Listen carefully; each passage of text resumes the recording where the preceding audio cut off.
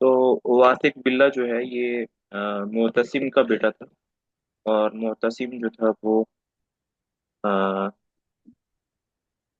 مامون کا، اور مامون جو تھا ہارون کا، ہارون رشید کا، اور ہارون رشید ابو جعفر منصور کا۔ تو یہ نواں بادشاہ ہے نمبر 9 پر، معتصم کے بعد۔ معتصم 8واں تھا اور یہ 9واں بنو عباس۔ چلیں، واثق یعنی باللہ ہارون رشید کا یہ پوتا ہوا، یہ واصف باللہ جو ہارون رشید کا پوتا ہوا نا یہ؟ ہارون رشید کا پڑپوتا، پر پوتا تھا، اوکے، ان نہیں پوتا صحیح، ہوا، صحیح پوتا ہوا، نہیں پوتا۔ پوتا ہوا ہے نا، پوتا ہوا، مہدی کا صحیح، مہدی کا پڑپوتا۔ صحیح صحیح، ٹھیک ہے۔ بسم اللہ الرحمن الرحیم۔ واثق باللہ بن معتصم باللہ بن ہارون رشید بن مہندی بن منصور عباسی کی کنیت ابو جعفر یا ابو القاسم تھی۔ اس کا اصل نام ہارون تھا۔ یہ مکہ کے راستے میں قراطیس نامی ام ولد کے پیٹ سے 20 شعبان سن 196 ہجری میں پیدا ہوا تھا۔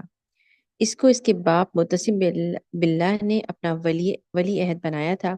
معتصم کی وفات کے بعد تخت خلافت پر بیٹھا۔ یہ نہایت خوبصورت گوری چٹی رنگت کا آدمی تھا۔ داڑھی گھنی گھنی اور خوبصورت تھی۔ اس کی رنگت میں سفیدی کے ساتھ زردی بھی جھلکتی تھی۔ آنکھوں کی سفیدی میں سیاہ تل بھی نمودار ہوتا تھا۔ یہ بہت بڑا شاعر اور ادیب تھا۔ عربی ادب میں وہ مامون کا ہم پلہ بلکہ اس سے بھی فائق تھا، مگر فلسفہ اور علوم حکمیہ میں مامون سے کمتر تھا۔ اس نے مامون رشید کی علمی مجلسیں دیکھی تھیں۔ اس کو علم و فضل کا شوق تھا، اسی لیے اس کو مامون صغیر یا مامون ثانی کہتے تھے۔ واثق کو عربی اشعار اس قدر یاد تھے کہ خلفائے عباسیہ میں کسی کو اتنے اشعار یاد نہ تھے۔ اپنے باپ کی طرح کھانے پینے کا اس کو بھی بہت شوق تھا۔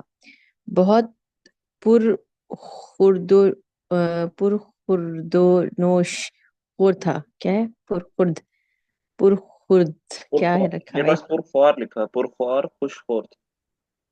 اچھا، پرخوار، پرخوار، آگے کیا ہے؟ خوش خور تھا۔ جی۔ شاعروں اور ادیبوں کا بڑے بڑے انعام اور وصلیں دیتا تھا۔ اہل علم کی قدر کرتا تھا۔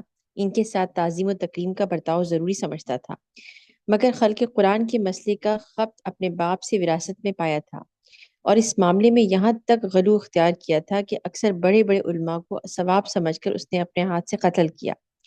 آخری عمر میں ایک ایسا واقعہ پیش آیا کہ مسئلہ خلق قرآن کے متعلق اس نے اپنی سرگرمی یا بالکل موقوف کر دی تھی۔ یہ وہ واقعہ تھا کہ ابو عبد الرحمن عبداللہ بن محمد ازدی، جو امام ابو داود اور نسائی کے استاد تھے، مسئلہ خلق قرآن کے متعلق مخالف عقیدہ رکھنے کے سبب گرفتار ہو کر آئے اور دربار میں پیش ہوئے۔ وہاں قاضی احمد بن ابی داؤد سے، جو معتصم کے نام پر کے زمانے سے دربار میں وزیر اعظم کے برابر مرتبہ رکھتے اور خلق قرآن کے قائل تھے۔ اچھا سر، خلق قرآن جو ہے اس کو تھوڑا سا ڈیفائن کر سکتے ہیں؟ خلق قرآن مطلب بیسیکلی کیا؟ ان کے ذہن میں اتنا زیادہ اس کا وہ تھا کہ یہ قرآن جو ہے وہ اللہ کی مخلوق ہے۔ مسئلہ خلق قرآن جو ہے یہ معتزلہ نے اڈاپٹ کیا تھا۔ جی، بیسیکلی ٹو دی پوائنٹ بات یہ ہوتی ہے، وہ کہتے ہیں کہ یہ اللہ کا کلام نہیں ہے، قرآن پاک اللہ کا کلام نہیں ہے بلکہ اللہ کی مخلوق ہے، جیسے میں اور آپ اللہ کی مخلوق ہیں۔ اچھا، یہ اس کا مخلوق ہے، اللہ نے بعد میں سے بنایا ہے، اللہ کا کلام نہیں ہے۔ اللہ کا کلام نہیں ہے، صحیح، بیسک کانسیپٹ ان کا یہی تھا۔ ہاں، وہ کہتے صحیح، تھے تو کہ اس میں مخلوق اس کو کیا نہیں ایز اے مخلوق، اس کو کیا رسپیکٹ کرتے تھے، کیا کرتے تھے یہ نہیں، جو اتنا زیادہ یہ اس سے یہ لازم جی؟ آتا تھا کہ مطلب جب اللہ کے کلام کو مخلوق کہتے ہیں تو اس سے پھر یہ لازم آتا ہے کہ اللہ کا جو علم ہے وہ بھی مخلوق ہے۔ اچھا، اللہ کا جو علم ہے وہ بھی مخلوق ہے، جی، ہوں۔ اور مخلوق جو ہوتی ہے نا وہ اللہ نے بعد میں بنائی ہے۔ اچھا، ٹھیک ہے، تو یعنی اللہ کا علم مخلوق ہوا، یعنی کہ اللہ کا علم بعد میں بنا ہے۔ اٹ مینس کہ علم بننے سے پہلے اللہ تعالیٰ لا علم تھے، علم کے بغیر تھے۔ اچھا، رائٹ، صحیح صحیح صحیح۔ اچھا جب یہ ہم مطلب ہے اس کا، جب ہم صحیح. یہ کہتے ہیں کہ اللہ تعالیٰ نے انسان کو مخلوق بنایا تو اٹ مینس کہ کچھ زمانہ ایسا بھی گزرا ہوگا کہ انسان اس کائنات میں نہیں ہوں گے، کیونکہ بعد میں بنے ہیں نا. جی جی جی جی، بالکل بالکل بالکل سر، جی جی. ٹھیک ہے. وہ کہتے ہیں کہ اللہ کا جو. السلام علیکم جی وعلیکم. سر. یہ ہے وہ نا کہ اللہ کی صفات تو، کلام تو اللہ کی صفات میں آ گیا نا، جی جی تو وہ کلام وہ صفات میں آ گیا، اور مخلوق تو اللہ کی صفات میں نہیں آ سکتی کبھی بھی جی نا. تو اس لیے یہ فرق تھا کہ کلام اللہ جو ہے وہ صفات اللہ میں سے، اور مخلوق تو پیدا کی اللہ نے. وہ لوگ الٹا کہتے تھے کہ نہیں، یہ اللہ کی صفات میں سے نہیں، کلام اللہ اگر مان جائیں گے تو پھر وہ تو صفات میں آ گئی اللہ کی.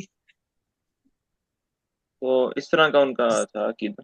بہرحال وہ مامون کے زمانے میں، معتصم کے زمانے میں، واضح کے زمانے میں گورنمنٹ کے اندر معتزلی لوگ زیادہ تھے، وزیر اعظم بھی، کمانڈر بھی، ایوری تھنگ. مطلب ہوں، معتزلی عقیدے کو حکومتی سرپرستی حاصل تھی. صحیح. اس وجہ صحیح، سے اسی لیے کیونکہ اتنا مطلب جی اس جی مسئلے کی وجہ سے قتل بھی کروا دیتے تھے لوگوں کو بیسیکلی. جی حکومت نے اس کو اڈاپٹ کر لیا تھا، مسئلہ خلق قرآن کو یا معتزلی عقیدے کو حکومت نے اڈاپٹ کر لیا تھا کچھ دہائیوں کے لیے. اچھا، اچھا. آج کل کون لوگ کہتے ہیں خلق قرآن؟ ایسا ہے کوئی عقیدہ؟ ایسے تو میرے خیال میں نہیں ہے، لیکن میں بھی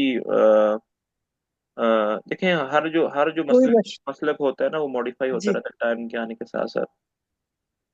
جی، آ، مطلب کوئی ایسا مشہور نہیں ہے ابھی جی جی. اس دور میں جو مخلوق کہتا ہو؟ انفرادی طور پہ کچھ ہوں لیکن ایسے کوئی بڑے لیول پر ایسے نہیں. نہیں ہے. کہ ہاں. احمد بن حنبل کے وقت میں تھا نا، ان کو جیل جی ڈالا گیا جی جی. تھا، اس کے بعد سے نہیں ہے. صحیح.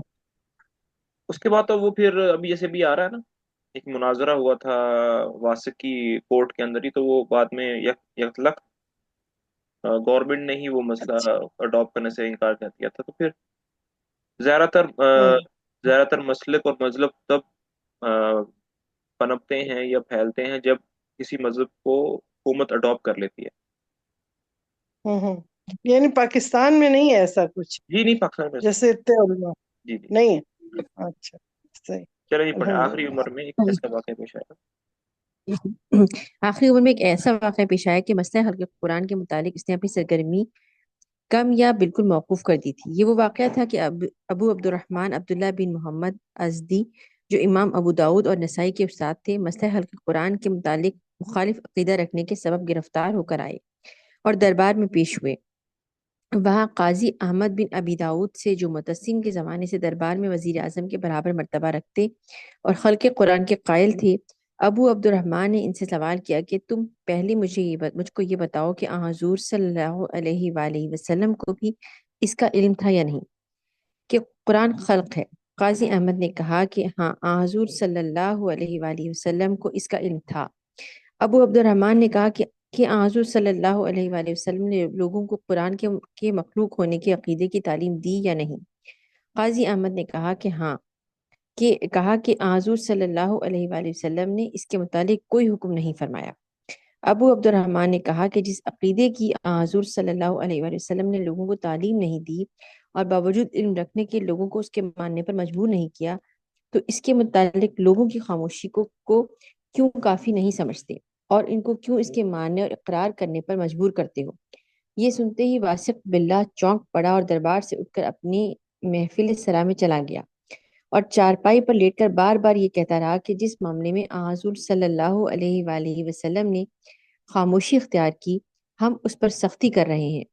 پھر حکم دیا کہ ابو عبد الرحمن کو آزاد کر کے اس کے وطن میں بآرام واپس پہنچا دو اور 300 دینار سرخ بطور انعام دے دو. چلیں یہاں کافی ہے، بس ابو یہاں تک کافی. Okay sir, okay. السلام علیکم.